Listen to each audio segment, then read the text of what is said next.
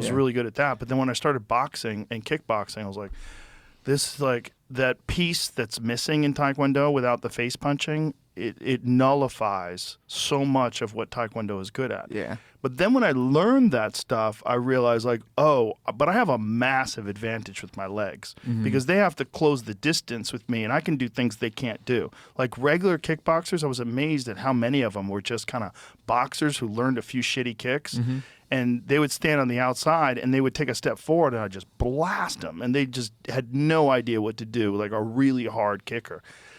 And then I started doing Muay Thai. And I was like, fuck, leg kicks. And so I went from American kickboxing above the waist to Muay Thai. I was like, there's too much to learn. Yeah. And then I was doing comedy at the same time, so I just quit fighting. Yeah. I was like, I got to get out before I get hurt. When did you start grappling?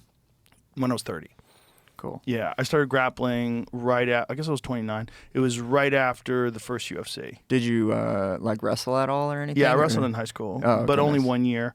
Because I was doing Taekwondo at the same time, and I had to pick one. And I did a year of both, and then I was like, the problem with this is, like, I'd rather kick someone and knock them unconscious. Like, it was so, to just whack and hear the whole crowd go silent was the wildest thing. Yeah. And watch someone cry, I fucking loved it. It was my favorite thing in life. And I was like, wrestling is cool.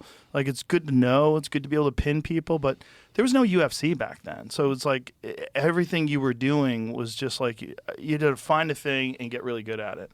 But the disillusionment of going from Taekwondo to boxing and kickboxing and then to Muay Thai and then jiu-jitsu. So when I started doing jiu-jitsu, I was like, oh my God, I'm fucking completely helpless. So I had this thing in my head, well, at least I know how to leg kick. I know how to box now.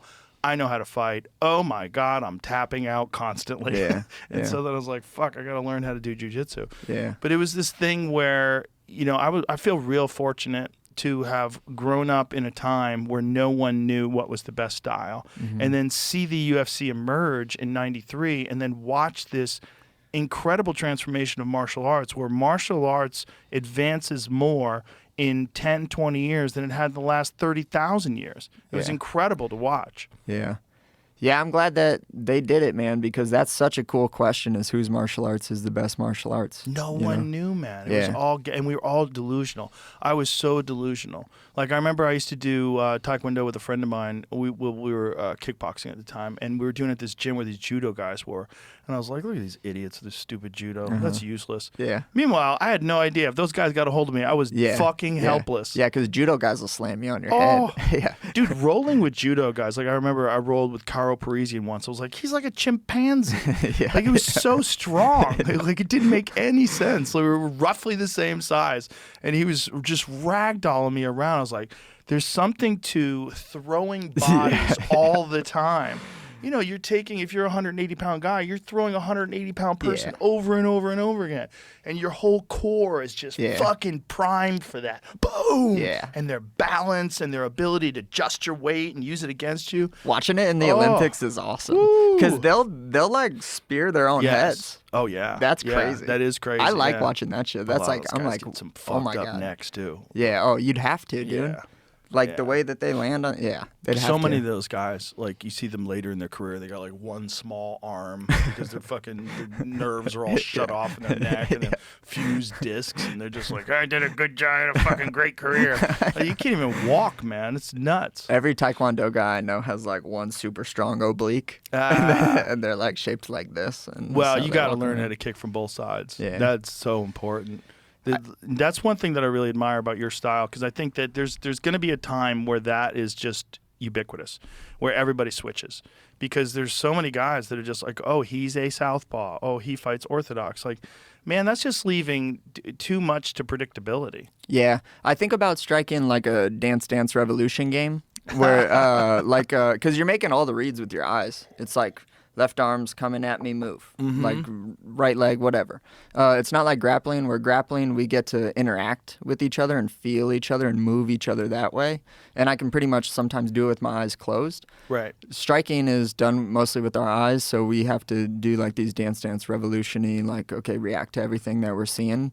So if I'm just switching my stance and now you have to like read the sentence backwards, exactly, it gets really hard. You know, and Especially if you're just as good with both sides. Yes, yes. And I would say that if you're starting, you don't need to be like super stellar at both, but just have a couple good attacks to do from your other stance and then just like build off of there or whatever.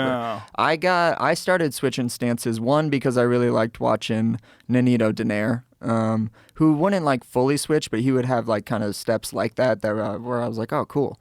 And then also I dislocated my elbow really bad about like a week and a half into training, just landed on it, posted, dislocated it.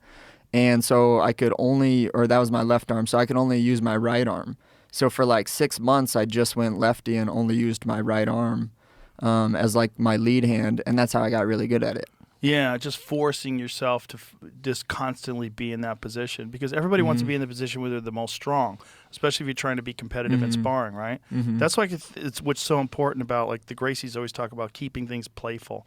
Like learning how to don't try to win. You're trying to develop your skills and to be able to switch. I think like TJ in his prime, like when TJ fought Renan Barão, that fight to me was one of the best championship performances that I ever saw. I agree. Because nobody thought TJ was going to win that fight. Renan Barão was thought to be the #1 pound for. It was him and Aldo. Yeah. Would people make the argument of who's the best? Renan Barão was, I think he was undefeated or maybe had one loss early in his career. He was an animal at the time. Animal. And TJ pieced him up. And it was like he was sparring. He looked so in the zone and relaxed, and he was constantly switching stances and footwork and angles. Yeah. Dwayne flew me out for that fight because that's when they were training at Alpha Male to be TJ's sparring partner for one of those fights. I'm almost positive it was that one. And I remember the whole time I was like, this isn't going to go good for TJ, you know? Because Barão was just that guy at the time that everyone was afraid of. And then when I watched it, I was like, oh shit, that shit really works good.